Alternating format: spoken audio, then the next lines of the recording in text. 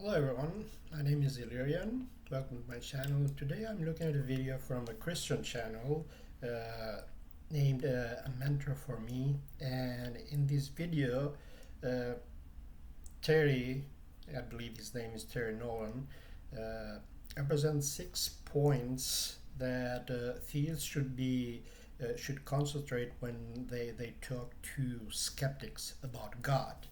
And these 6 points are taken from the latest Frank Turek's book, Stealing from God.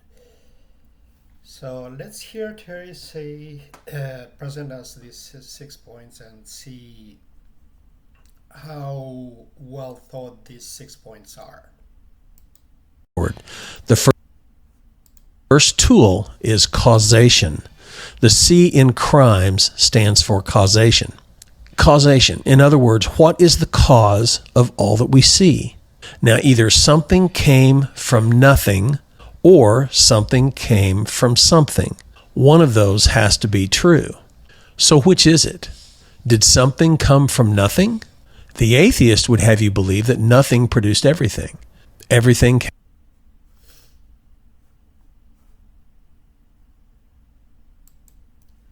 So, as far as the last point that Terry presented, the atheist would have you believe that nothing produced everything is wrong. Atheists do not believe that the universe was created out of nothing. Ex nihilo idea of the creation of the universe is a theistic one, and it has never been, and it is not a secular or atheistic point of view or belief. So, as far as causation, you could say that from a scientific perspective, we can say that a Big Bang theory is one of the most accepted uh, explanation for the origin of the universe, and it suggests that the universe began as an extremely hot and dense state about 13.8 billion years ago, which then expanded and evolved into the cosmos that we observe today. The cause of the Big Bang itself remains unknown because, as far as we know, based on the scientific explanation, we cannot get past that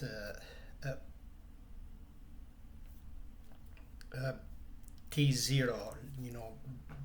We cannot, like, all the theories that we have, all the science that we have, they break down when we try to build a model uh, that explaining what happened before the Big Bang.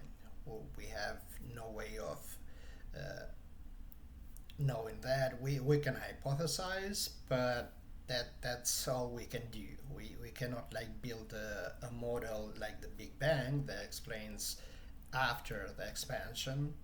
So before the expansion, it stops at the singularity. That's what scientists say. They cannot go further than that. Another point that you can point out from the scientific perspective is the laws of physics. The phenomena we observe within the universe are governed by fundamental forces and laws of physics, like gravity, electromagnetism, and nuclear forces. Uh, these laws explain the behavior of matter and energy, and the process that gives rise to everything we see. From philosophical perspective, uh, you can say that causality and metaphysics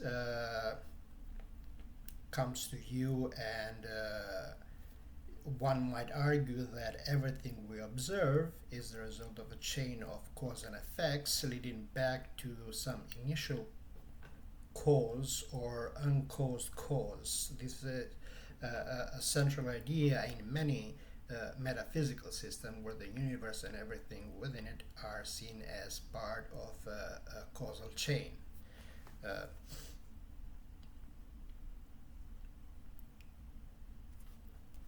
which also leads to another point that is presented sometime, which is the brute fact that some philosophers argue that the universe and everything within it might be a brute fact, meaning that it exists without a cause or a reason. This perspective suggests that the universe's existence is a fundamental aspect of reality that doesn't require further explanation. Another point that is offered is the eternal universe, which is a perspective that the universe might be eternal without beginning or end. There are some pushbacks on the eternal universe from some philosophers like William Lane Craig, for example, that has a huge problem with infinites. He doesn't like the idea of infinity, and it says that infinity, although is a mathematical concept, cannot be traversed. It cannot be translated into reality. It's just a mental abstract concept. But on the other hand, he says that God is eternal.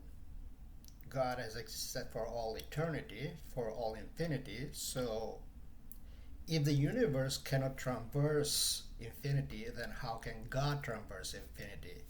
And some points that Craig or other theists presents are something within the lines that God is outside of space and time, and that does not make any sense, because in order to have a cause and effect, you have to have time. If you remove time from the equation, you cannot distinguish between the cause and effect, which one was before the other, which one precedes the other. Without time, you cannot distinguish that. It's impossible. Another point that you can mention in order to try to explain the universe and causation will be the quantum fluctuations, quantum mechanics. That suggests that the universe could have arisen from quantum fluctuations in vacuum, where the laws of quantum mechanics allow for spontaneous appearance of particles and energy. And it could imply that the universe emerged from a state of quantum uncertainty without a specific cause in the classic sense. So let's get back and see what Terry says here. Came from nothing. But all things that are have a cause. This is the law of causality. Things that happen, things that are, have a cause. When is the last time you saw something pop out of nothing? Well, you haven't.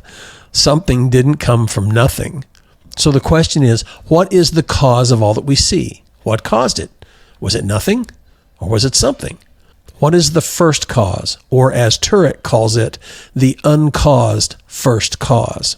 Either the universe is the uncaused first cause, or something beyond the universe is the uncaused first cause. The problem for the atheist is that all the evidence points to the fact that the universe is not the uncaused first cause.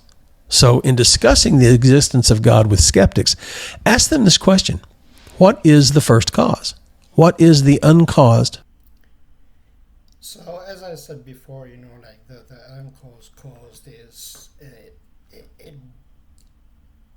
it's not like that presents an hypothesis that points to a deity or a creator God, because you could very well say that the universe is uncaused, that there is no causation, or it is an infinite chain of causation. Both are accepted philosophically, and there is no problem in that.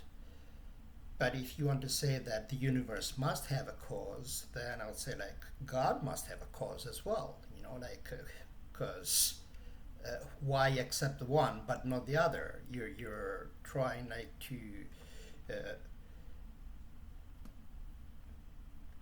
present your case as a special one and the universe as not a special one. So I don't understand why would someone say something like that. To me, it doesn't make sense. First cause. And then just listen for their answers. Just listen and engage logically. The purpose of such a conversation is not to win the argument. The purpose is to cause them to think, to plant seeds, and to hopefully see them think through the logic or the lack thereof of their position. So, the first tool is causation. Now, I'm going to deviate from the order and go to not CRI, but CIR. So we need to acknowledge this simply because causality, the C, and the information and intentionality, the I, are similar, and I want to discuss them together. So the second tool is not R, but it's I, information and intentionality in nature. And this means that things in nature are incredibly complex. Just as you can't look at Mount Rushmore, or a sports car, or a computer code, or a Swiss watch, and say that these things happen by chance, you see that the complexity in nature, the sheer amount of complexity and data that has gone into creation, and you realize that. So he talks a lot about like the information, and this mostly comes from the Discovery Institute, and in my from my point of view, is like something that is like kind of pointless, because information is not something that it's like you look at it and you say that it has to come from a god, and it's impossible to not come from a god. The main critique on this the information point is from a naturalistic explanation, naturalistic point of view. You could say that it is an emergence of information. So critics argue that information in biological system can arise through natural processes like evolution by natural selection, the complexity of the DNA, and the other biological system is explained as a result of gradual accumulation of changes over time, with natural selection favoring those changes that enhance survival and reproduction. And also the apparent purpose, from a naturalistic perspective, the appearance of purpose in nature can be understood by as a byproduct of natural laws and processes. For example, the fine-tuning of the universe might be explained by an anthropic principle, which suggests that we observe a life-permitting universe because only such a universe could support observers like us. And the attribution of purpose, it's another argument that intentionality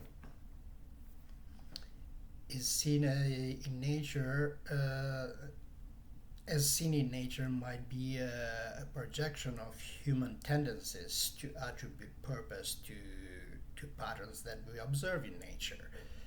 Just as people might see faces in clouds, like or some shapes in trees in a forest or a mountain, which is something that we call pareidolia. They might also perceive intentionality where none exists. They might like ascribe agency to some phenomenon that does not necessarily require agency in order to explain the phenomenon. The cognitive bias could lead to the mistaken belief in a design or purposeful universe. Mechanical explanation also, you could refer to that and say that modern science often explains natural phenomenon in terms of mechanistic processes rather than theological ones. For instance, biological functions are typically explained by their evolutionary history and current utility rather than by appealing to a purpose given by a designer. So pretty much that will be like a good explanation for the second point that Terry presents here on the video. That they reflect a designer. Can unguided natural processes, random chance and mutation, account for complex things? No, they can't. There are material realities that argue and scream for a designer, for the existence of God in the physical world. One of these realities, for example, is the amount of oxygen in the atmosphere. It holds steady at 21% of the atmosphere. Now, if it were less, life on Earth... Well, it holds steady at the moment, but it was never steady. You know, like there were cases where since the creation of the Earth as a planet about like 4.5 billion years ago, the amount of oxygen has never been steady. You know, like at first when the planet was created through like cosmological processes, it didn't have an atmosphere to begin with, and then it created an atmosphere, and it didn't have any oxygen, and then you had some algae that was through biological processes was consuming other chemicals, and it was releasing oxygen, and that changed as well. So the atmosphere and the amount of all the gases in the atmosphere has never been steady during all the time of the existence of planet Earth. Would suffocate, and if it were more, spontaneous fires would break out on the surface of the Earth. Another of these truths is the transparency of the atmosphere. If it were thicker, then not enough radiation would get through to sustain life, and if it were thinner, the Earth would fry. Another is the existence of Jupiter, which acts as a cosmic vacuum cleaner to protect the Earth from space debris. As far as the radiation passing through the atmosphere, we know that we have radiation. We have UVA and UVB X-rays that passes through the atmosphere, and they cause skin cancer. So we know that the atmosphere is not something that is like intentionally designed, because if it was intentionally designed from a designer, a creator, then it would have been able to filter this harmful radiation that comes from the sun and cause people skin cancer. Or another of these anthropic constants is the speed at which the Earth rotates, or the speed at which the planets revolve around the sun. These specific, precise constants, and there are 122 of these anthropic constants in nature reveal that the Earth is finely tuned to support life. The Earth is fine-tuned to precision specifications. That is one of the biggest mistakes that people make when they say, like, the Earth is not fine-tuned to support life.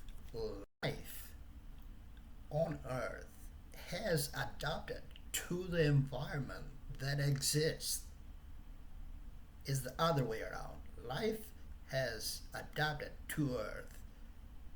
It was not that the Earth was created to support life.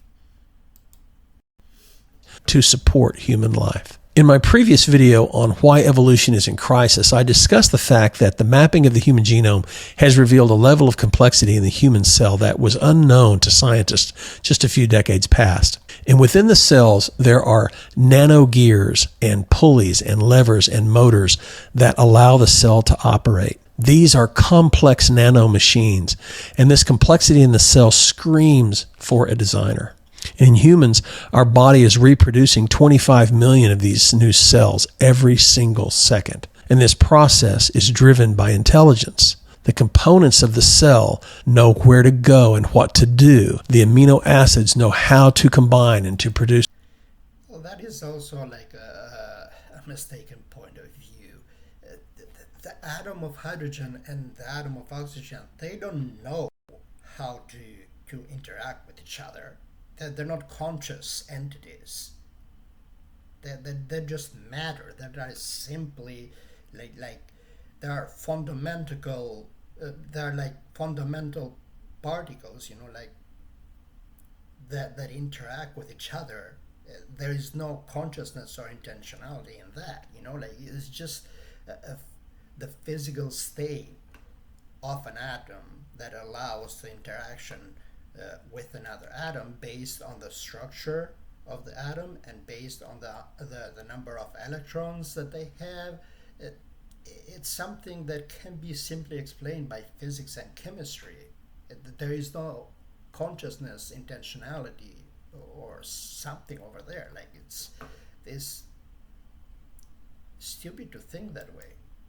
Produce the DNA, to produce the cells, to produce the tissues, to produce the organs, to produce the organism. But it is not only the complexity in the information in nature, the technical data that goes into the design of our cells and the design of the universe. There are also aspects of nature that are goal-directed and require a continuous, sustaining cause. See, nature is goal-directed. There is an intentionality or purpose reflected in nature, in the ongoing processes of life.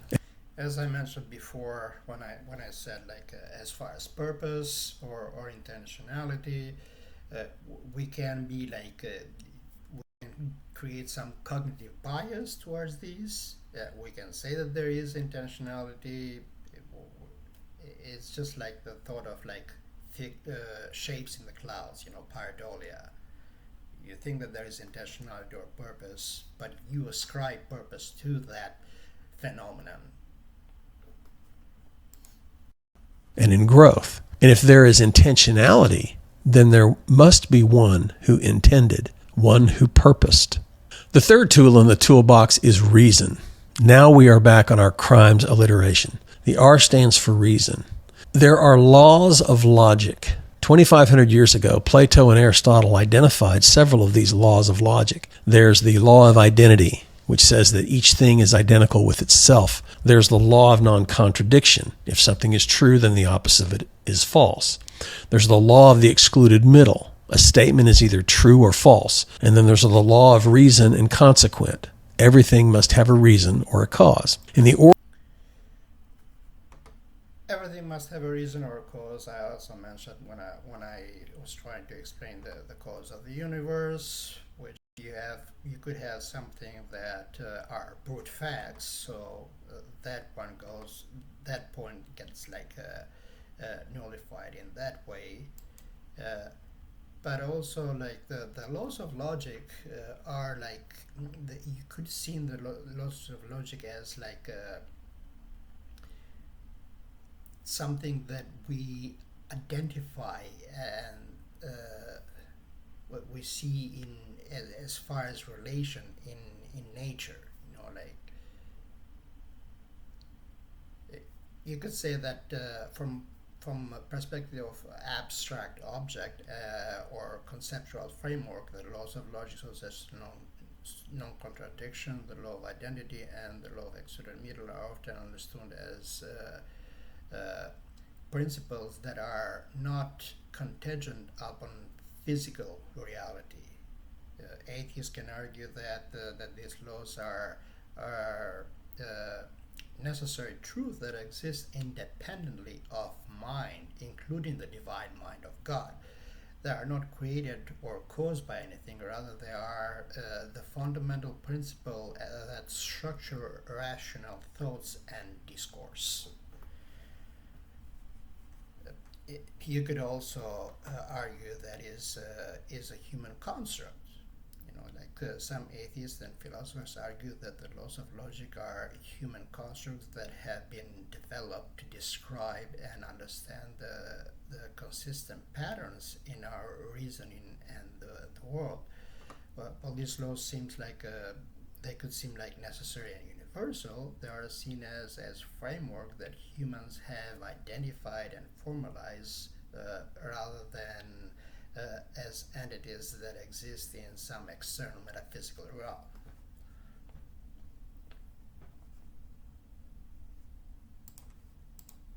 Origin of these laws of logic and the ability to reason are not explainable by the atheist. In fact, an explanation for any of the immaterial reality is not available to the atheist. So that is a mistaken point, because reason can that there has been an explanation from the secular or atheistic point of view. So that the ability to reason, for example, could be explained from the evolutionary point of view. The atheists often explain that the human ability to reason through the lens of evolution could seen as would have provided something that could have been seen as something that provided significant survival advantages to early humans, allowing them to solve problems, plan for the future, and work together in complex social structures. Over time, natural selection would favor the development of cognitive abilities that enhance reasoning, decision making, and understanding of the environment. Cognitive science, for example, it's another point that you can say that modern cognitive scientists and neuroscientists study how the brain supports reasoning and logic. These disciplines explore how neural networks and cognitive processes give rise to reasoning abilities. From this perspective, reason is a product of physical processes in the brain, shaped by both genetic factors and environmental influences without requiring a supernatural explanation. From philosophical naturalism point of view, philosophical naturalism argues that reason is a natural phenomenon that arises from the complex interaction of physical processes. Reasoning is seen as a high-level cognitive function that emerges from simpler processes, all of which can be explained in terms of physical laws and evolutionary principle. So, a good criticism from philosophical point of view to what Terry was saying could be the Euthyphros dilemma for logic. That some atheists might argue that invoking God as a source of logic leads to a dilemma similar to Euthyphros dilemma in ethics. That is something that is something logical because God decrees it so, or does God decree it because it is logical? It's the same as the classic Euthyphro dilemma that can be used for logic. Another point that I could present is the redundancy of God's logic. So, which is a criticism that says that adding God as an explanation for logic and reason is unnecessary or redundant. If the laws of logic can be shown to be self-evident, necessary truths, or grounded in the nature of reality, then invoking a deity doesn't add any explanatory power. And one also might say that you're just kicking the can one step further, because the critics here are saying that God's nature is a brute fact, doesn't ultimately solve the problem of explaining reality. It just moves the question one step back. Instead of the universe or the laws of logic being brute fact, now God is presented. God's existence or God's nature is a brute fact. So what you're saying, you're not explaining anything. You're just saying that universe is not, the nature of the universe is not a brute fact. but it can be explained by God, and God's nature is a brute fact. So it's you just pushing one step further. And also, like, if I were to compare both hypotheses, I would say that I would accept the first hypothesis, that the universe, the nature of universe is a brute fact, because it is simpler hypothesis. The hypothesis that God's nature is, it grounds laws of nature and laws of logic. It's more complex.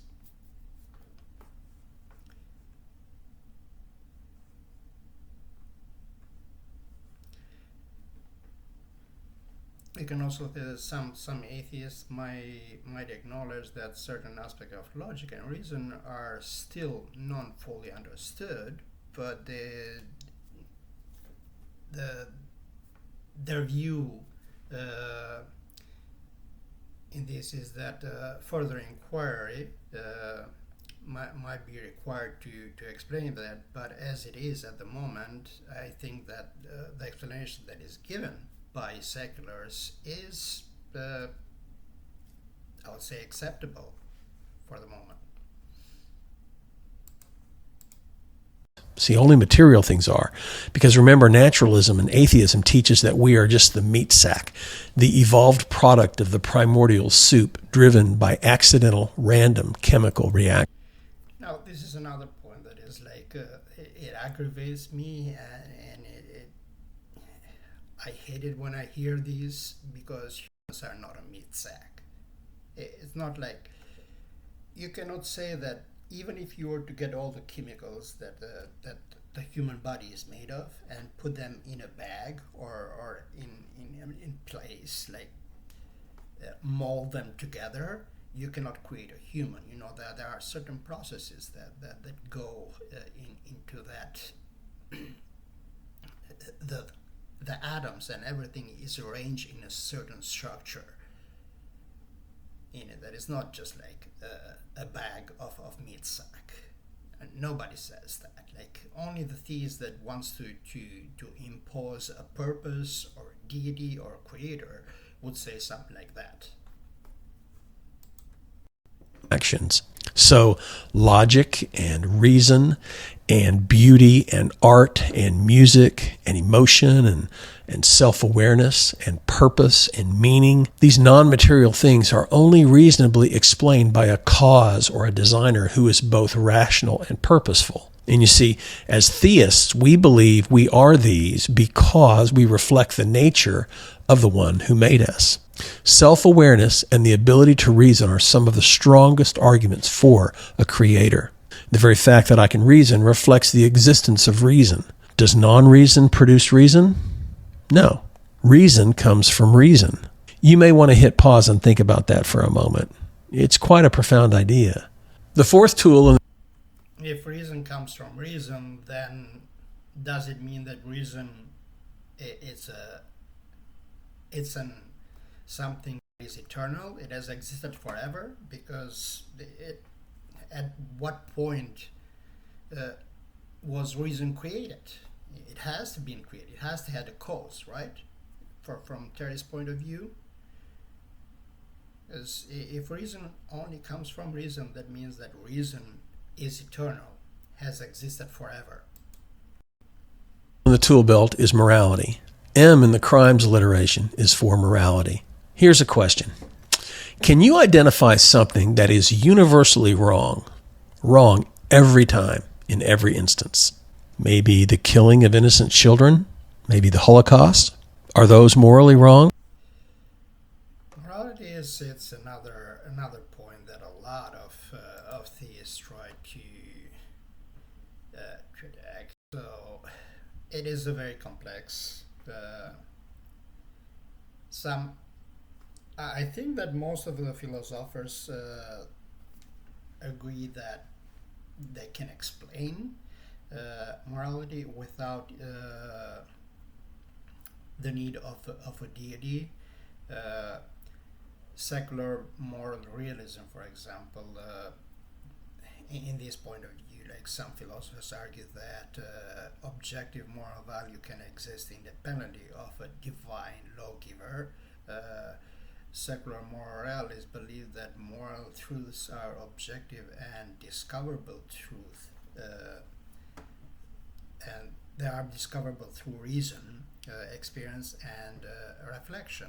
They might argue that moral principles can be grounded in human well-being, rationality, or intrinsic properties of actions themselves, rather than a divine command.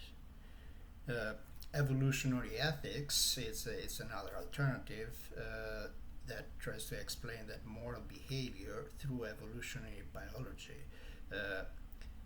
suggests that moral intuition and behaviors have evolved because they promote social cooperation and survival. This approach often leans toward moral relativism or subjectivism. Some evolutionary ethics argue that certain moral principles could be universal because they are deeply rooted in human nature.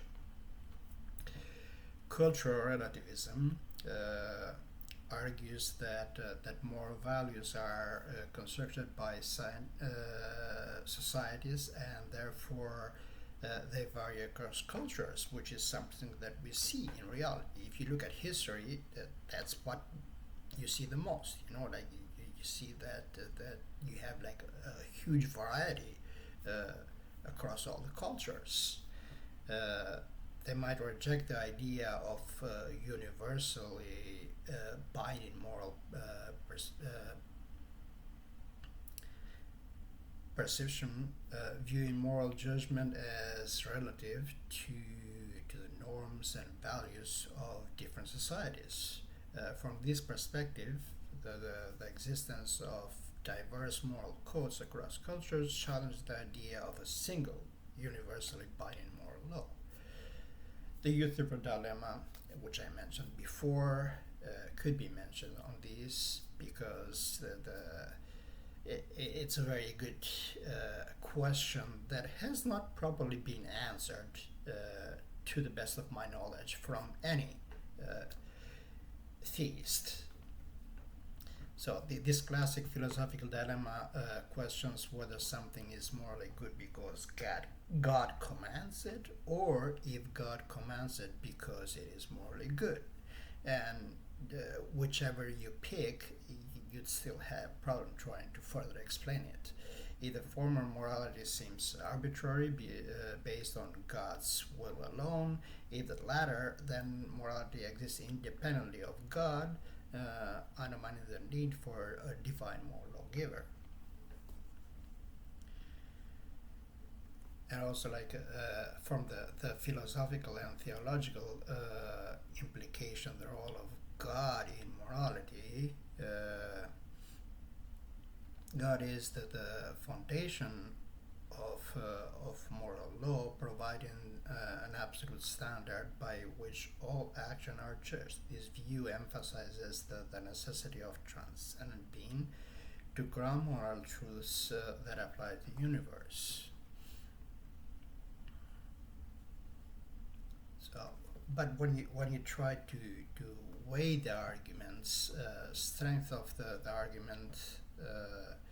The appeal to moral arguments lie in its ability to explain the sense of moral obligation that many people feel, and the apparent universality of certain moral principles. For those who find the idea of objective morality compelling, the argument provides a straightforward explanation by positing a moral lawgiver. But challenges to the argument, the main challenge to this argument that I could think off the top of my head would come from explanation of morality, such as secular moral realism and evolutionary ethics. These views that people propose that objective moral truths can be grounded in something other than divine beings, such as human nature, rationality, or societal consensus.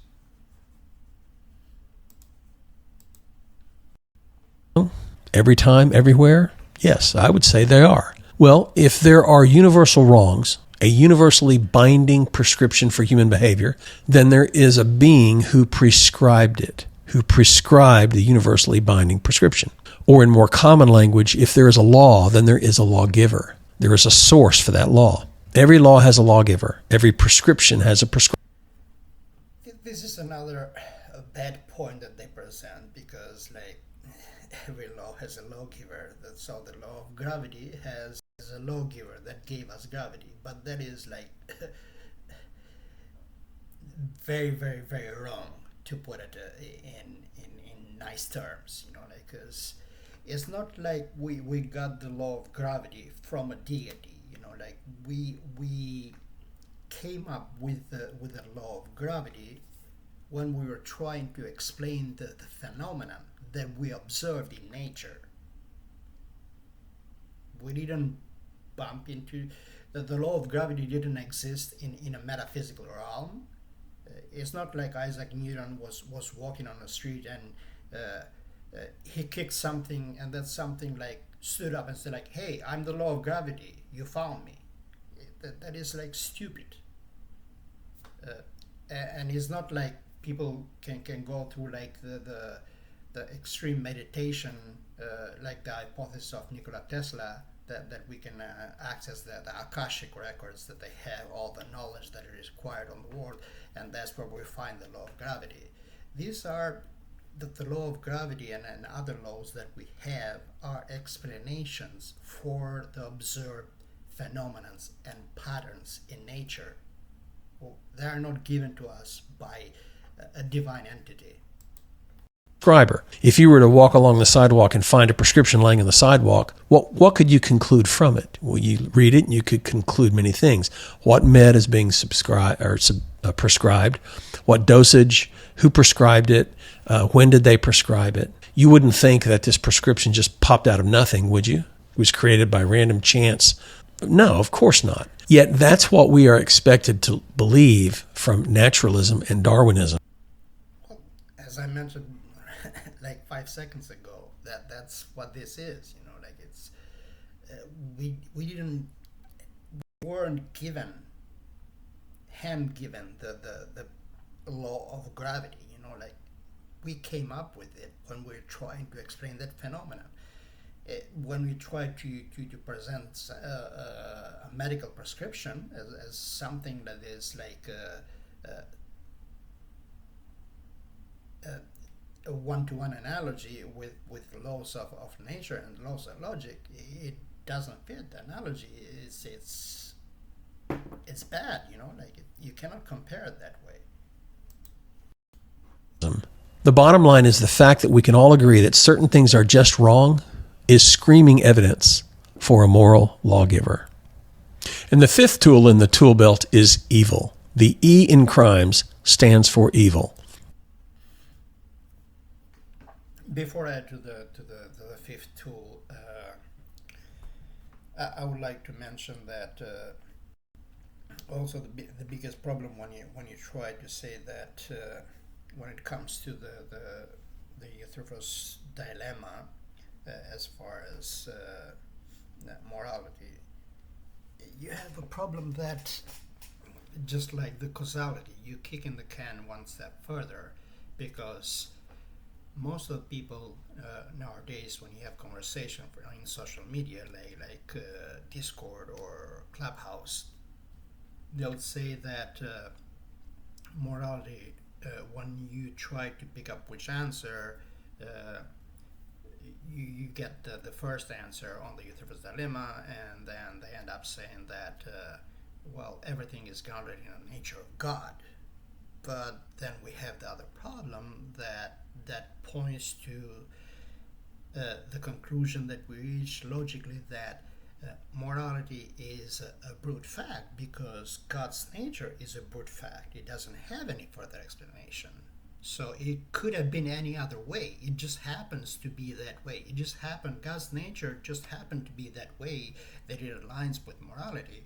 But it could have been any other way, because it is a brute fact. It doesn't have an explanation. Evil doesn't exist on its own. Evil is only understood against the backdrop of good. Here's an example. Evil is the rust on a car. Take away the rust and you have a good car, a clean car. Take away the car and you have nothing, right? Rust exists only because the car exists.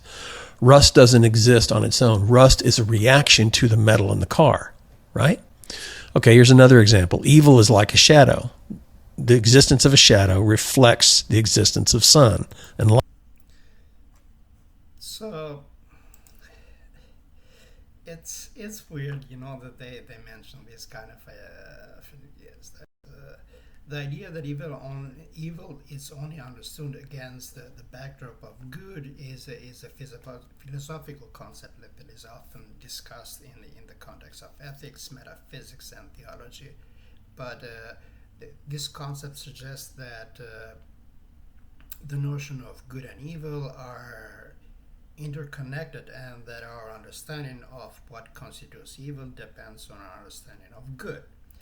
Uh, a closer look at this idea uh, and its implication could be looked at like by trying to break it down. For example, the interdependence of good and evil. Conceptual contrast is like one of the key ideas is that good and evil are defined in a relation to each other. Like without an understanding of what is good, we would lack the basis of identifying or describing something as evil. For instance, like if we don't know what health was, we wouldn't be able to recognize diseases, like or something like unhealthy, which is like similar to the concept of evil. Cruelty, injustice, like evil is often understood as deviation from the absence of good, kindness, justice, and well-being. So, from philosophical perspective, you have the Augustinian view. So Augustine was an influential Christian philosopher that argued that evil is not a substance or an independent entity, but rather a privation or lack of good. According to Augustine, all things were created good, and evil arise when something fell short of its intended goodness. So the Augustine view posits that good is primary and evil is a corruption or distortion of goodness. Then you have the other point, that you have dualism versus monism. In dualistic systems, good and evil are often seen as two opposing forces. However, in monistic or non-dualistic system, good might be seen as fundamentally the fundamental reality, with evil understood as a distortion or absence of good rather than a separate independent force. Now, this leads to a theological implication first, which you have like the problem of evil. The relationship between good and evil is central to the problem of evil, a significant issue in theology and philosophy of religion. The problem arises from the question of how to reconcile the existence of evil with the existence of an all-good, all-powerful, and all-knowing God. So one way to approach this problem is to consider evil as necessary for the realization or recognition of good. Free will defense is another point. That's something that theists argue, that the existence of evil is a consequence of free will. In this view, God allows for a possibility of evil because free will is necessary for moral goodness. Without the ability to choose, action wouldn't be genuinely good or evil. here evil is understood as a possible outcome of the good of having free will.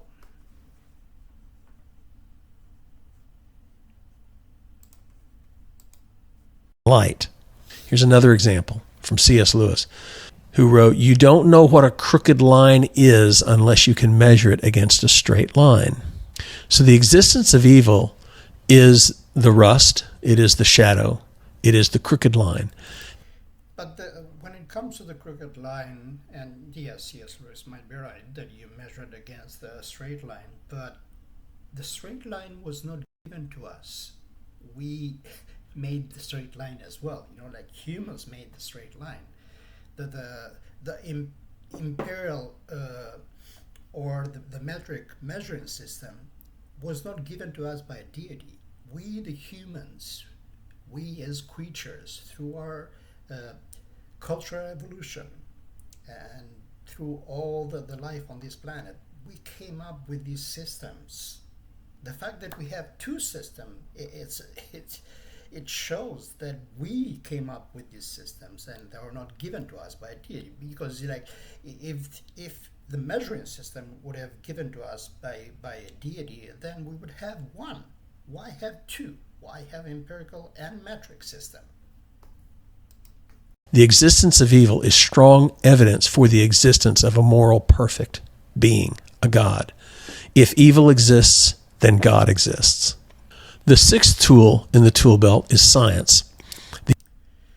And also another problem that before going to the six tools is that when I used to go like in Clubhouse, I don't visit like Clubhouse anymore, but I used to go like often over there, and I used to argue with religious people on that, and somebody would say that evil is necessary for recognition of goodness, and you cannot have like something like good without something evil to contrast that. And my question to the person was like, so you're saying that my mother have to hate somebody unconditionally in order to love me unconditionally? Because you'd have to have like balance, you have to have both sides, right? And that doesn't make sense. And that person didn't answer my question anyway. It was left for a later time, which never came.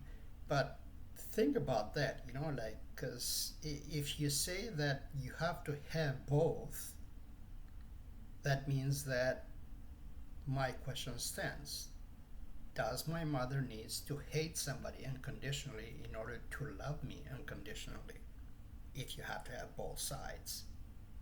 And my opinion is no, you don't. Like, you can have like a system where you have a lesser amount of goodness and the larger amount of goodness. Look at, for example, the analogy of a restaurant. Like, would you say that a restaurant would be considered a bad restaurant only if they serve poison on the menu? No, you could have a restaurant that has great food, and you can have the restaurant that has okay food, and you can have a restaurant that has not very okay food, but they don't serve poison. Like, if you were to go with Terry's analogy, you'd have to have the bad restaurant have to serve something that when people eat it, they would die. That is be considered a bad restaurant compared to contrasting with a good restaurant. So it doesn't make sense. You can have a system where you have different degrees of goodness without having evil on a system, and that would not negate the point of free will that that a lot of religious people present. You still have free will. You can choose between all these degrees of goodness without choosing the evil. The S in the crimes alliteration is for science. Science itself, the ability to do scientific inquiry, depends upon immaterial realities, aka truths, such as the law of causality, the principle of uniformity, the laws of logic, the laws of math, the ability to reason. things for which naturalism and Darwinism offer no explanation. These So, I mean, you can say that they offer no explanation, but they do offer explanation. Like there are like so the naturalist explanation for from evolution. Uh, from evolution or cognitive faculties, which is one of the most prominent critiques, comes from evolutionary biology.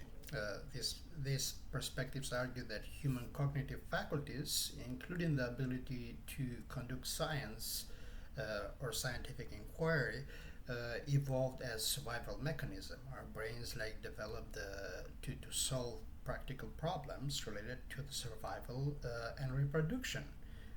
And abstract reasoning and scientific thinking are byproducts of these evolved capacities. Therefore, the human capacity for scientific inquiry can be fully explained through natural selection without invoking a divine being. Naturalists also argue that attributing our cognitive abilities to God is unnecessary when a naturalistic explanation would be more than enough, it would suffice. Just as we don't need to invoke a deity to explain the development of other complex trees like eyesight or language, we don't need to appeal to God to explain our capacity for science. So, cognitive bias and religious belief, on the other hand, it's another point that I can present. That cognitive scientists have studied how human minds are predisposed to detect agency and purpose in the world, which can lead to the development of religious beliefs. This includes the tendency to see patterns, infer causation, and ascribe intentionality or intelligence even where none exists. These cognitive tendencies could explain why humans might attribute order or agency to some phenomena without that being necessary, or without that being enough of an explanation for the phenomenon. So natural explanation of beliefs is another point from cognitive science of religion that suggests that belief in a divine creator can be explained by how our minds naturally function rather than by the existence of an actual creator. This weakness weakens the argument that our capacity for scientific inquiry points to divine mind, as belief itself could be a natural cognitive phenomenon.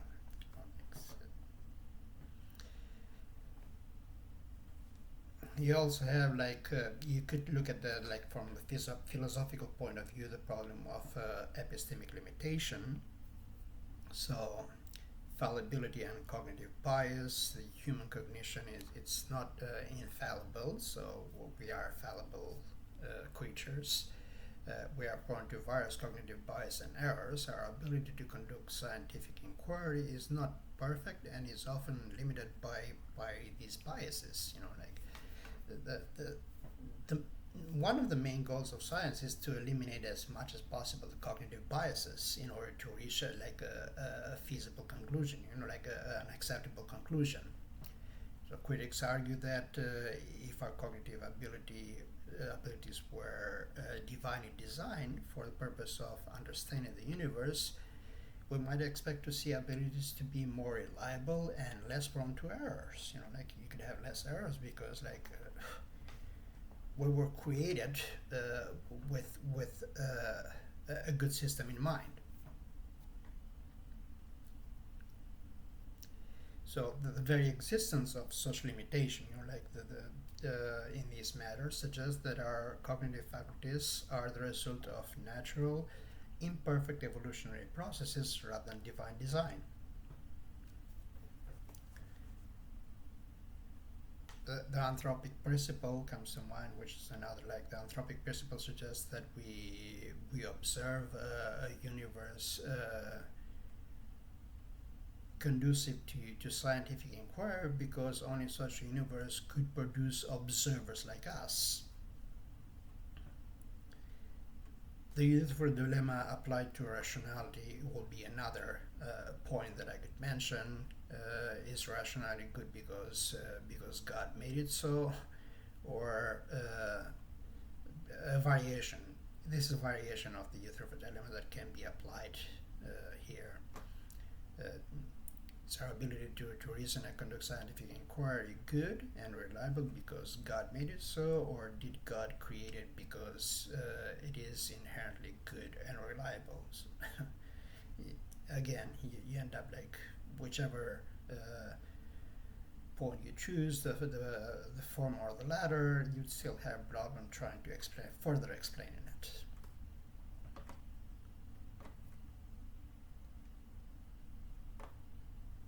So the last point that I could mention here would be like the argument from pluralism. So multiple explanation for why the universe is ordered and why humans can understand it. These include like naturalistic explanation, multiverse theories, and more. The fact that multiple possible explanation exists diminish the force of the argument that the ability to conduct scientific inquiry points to specifically a divine creator.